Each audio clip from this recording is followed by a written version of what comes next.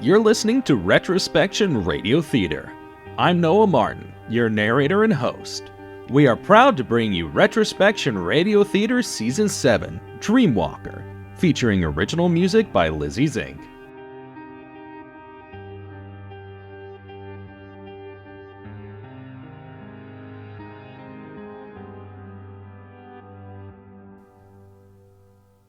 Stella left Vic alone at their table. She wasn't sure what to make of the final moments, but the conversation had been pleasant overall. It's true. She did like him, and would have considered it a date. She'd been having an emotional affair with Vic for a while now, but with Sterling dying, it somehow felt wrong, as if it weren't wrong before. While Stella was out and about, the kids took to watching a movie. They chose a relatively raunchy noir musical that Emily had convinced Carter into agreeing to watch. Of course, Carter didn't go into the musical knowing it was raunchy. Emily decided to leave that bit out. While she thoroughly enjoyed the sexual escapades of the characters, a quick glance at her brother showed that he had his eyes closed. In fact, Carter kept his eyes closed for most of the movie. It felt wrong to see so many people in so little clothes, dancing around and singing about murder. Don't tell Mom we watched this, okay? Say we watched a Disney movie or something. I wish you didn't talk me into watching this. I liked the mystery, but the dancing in little clothes was a bit much. Hey, it was a good movie. There were so many boobies in it. I especially hated the spread eagle lady. It made me feel weird. You'd think they'd wear more clothes in New York. Stop your complaining. It was a good musical. But a wave of guilt washed over her. He was right. She shouldn't have coerced him to watch it. He was still young, and probably didn't even know what sex was. And if he did, he certainly hadn't reached the maturity to be interested in girls.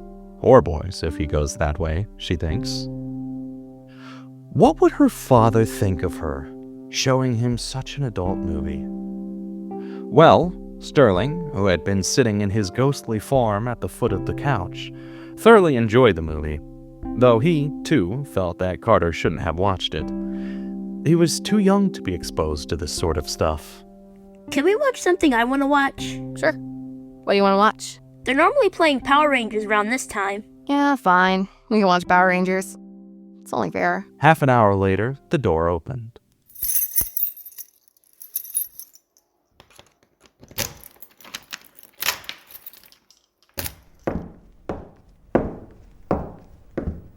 Hello, you two. Hey, Mom. We watched Power Rangers. And a raunchy musical. Is that all? How'd you manage to convince your sister to watch a couple of hours of Power Rangers? How long were we watching Power Rangers? Emily couldn't tell if her brother was fishing for an answer from her, or if he had already forgotten the movie. A little while. Emily, tell your mother the movie you watched. Well, I'm just glad you two had a good time. How were your drinks? Drinks were good. Vic said Skylar came to the store today, so that was cool. And you missed her. Yeah, it's all right, though. I don't think I would have enjoyed it too much. I probably would have just stressed about you two. And speaking of you two, it's time for bed. Yeah, I'm starting to feel tired. Can I finish this episode, though? Of course you can. Can you help me up the stairs to bed? Of course. Well, sport, you're lucky you don't go into school anymore. If I were still around, I would have taped the rest of it for you and sent you up to bed. But you're not still around, Sterling. What? Who said that? I am the sleep that hungered, Sterling. And you've been impacting my dreams. Dreams? You mean the kids' dreams? Those weren't dreams, those were nightmares. Dreams and nightmares coincide. There cannot be good without the bad. How can you hear me? Because you're just a spirit wandering around. Frankly, your current death is like a dream in and of itself. Where are you? I can't see you. You don't need to see me. It would be too much for you. I can judge what will and won't be too much for me. You can't even judge what to do in death. Believe me, you don't need to see me. Do you have a better name than Sleep That Hungers? I've been called many things, though Truth was my most recent name, and Oniro before that. Truth? Are you telling me that you're God? No, that's far too simple. What are you? How do you get into their dreams? As I said, I am Truth. I am hungry. I go into their dreams much the same way you do, through feeling, though mine is far less physical and more emotional. Can you bring me back? No, you are dead. Then, what do you want from me? I want you to stop going into their dreams. Let them go. No, it's the only way I can be with them. You keep tearing at their wounds. You won't let them heal. They need me. They need their father to help them. And this is the only way I can talk to them. At least in their dreams, I can still give them advice, still have good moments, still help them. I've given you your warning. You need to let them go. Who are you to tell me what to do? Search your soul. You know what I say to be true. I'm not leaving them. Very well. Just know that what happens next is all your fault. All my fault? Are you going to try and punish me? You can't stop me from helping my kids. Just leave us alone. Let me help them.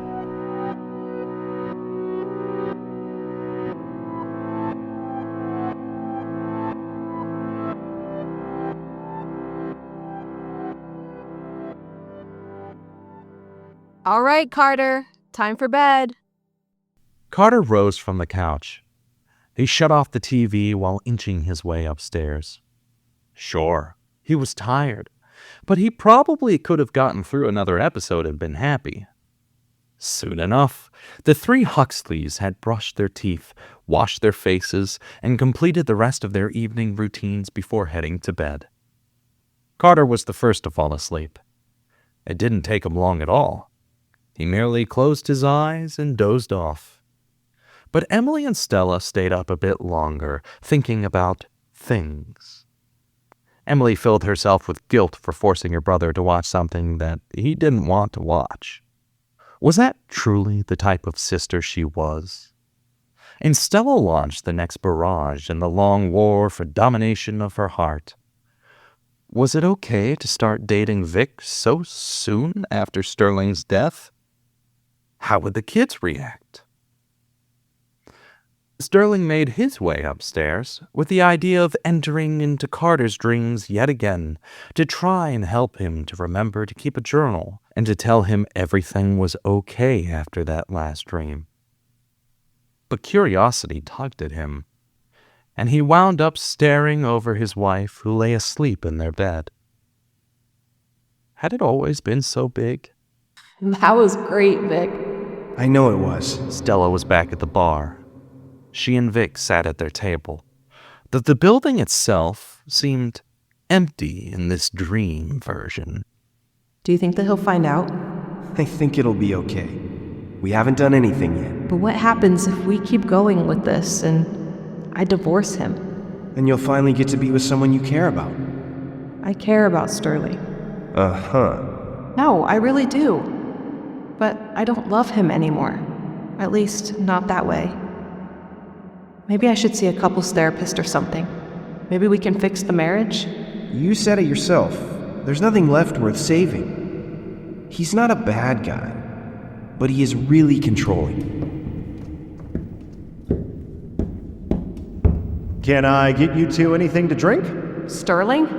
Yes, ma'am. I'm Sterling, and I'll be your host tonight. Can I get you anything? We'll have the Onion Ring Tower appetizer and 2 blue moons. All right, I've got that written down. Sterling, it's not what it looks like. I could be wrong, but it looks like you two are out on a date, and a happy one at that. I'll be right back with your dinner. But I didn't order anything. Do you want to split the bill this time? Yeah, I think that's only fair. That was a good dinner. Yeah, it was. The steak was awesome. Oh, Sterling! Sterling! Yes, ma'am. Please give my compliments to the chef. Dinner was wonderful. Why, that's very kind of you. I cooked the food with love and care. It warms my heart to hear you both enjoyed it so. What an excellent and fine man. Why don't you sit with us for a few minutes? I really must be going. I insist. Well, since you insist. Sterling, there's something I've been wanting to tell you. You want a divorce. How did you know? I've seen it coming for quite a while, and with how much you talked with Vic, I started to piece things together. How do you feel? I thought I'd be angry. I thought I'd feel like you're abandoning everything we've made together, but I'm not angry. I'm almost hopeful. Hopeful? I don't want you to have a bad life. I love you. But even if you've stopped loving me, it doesn't mean I can't want the best for you. Loving you means I want you to be happy. And if being happy is something you feel when being with someone else, then that's what you have to do. So why are you hopeful? Because you might finally get to be happy. And that makes me excited for you. We want the best for you and the kids, Stella. It's your decision to make. You really wouldn't be mad if I moved on? It's been a long time coming. We're just not right for each other anymore. What about the kids? You'll have to look after them. I'll be very busy. Doing what? I'm not sure. I just know that I won't have as much time to look after them as I used to. It's going to be up to you. Is that okay? That's all I want. To look after the kids. To feel loved. I love you. You are loved. We love you. You're not a bad person, Stella. You're human. You make decisions. Sometimes they hurt other people, and sometimes they help them, but what matters is our kids. Before I go, can you promise that you have them in mind? That they're in your heart? I promise they are. You're gonna have a great life, Stella. I feel so lost without you. You were always the good parent. I don't know what I'm doing. I don't know what to say to them. Neither did I. But you always did it right. It's all about compassion. Just take a moment. Think with love. But what if I think wrong? What if my heart tells me the wrong things? The heart is never wrong. We'll be able to handle this together. It'll be weird at first.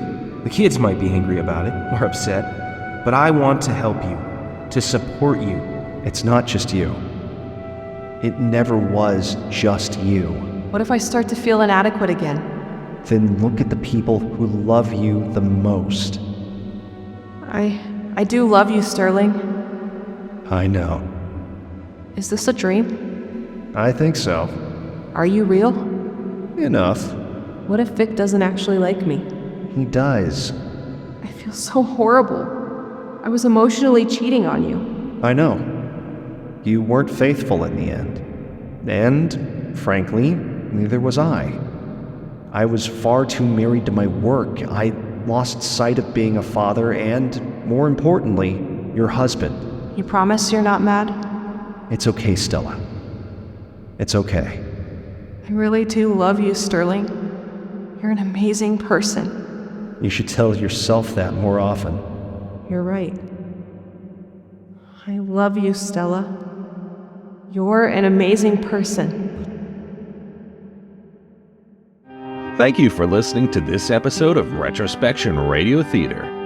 Featured in this season are Noah Martin as the narrator and additional voices, Sterling C. Beard as Sterling Huxley, Mari McMeans as Carter Huxley, Sam Myers as Stella Huxley, Emily Brewer as Emily Huxley.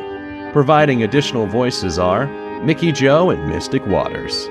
Our theme song was produced by Lizzie Zink and is available on all streaming platforms. Check out the link in the bio to listen to it. New episodes released Thursdays at 7 p.m. Eastern Standard Time.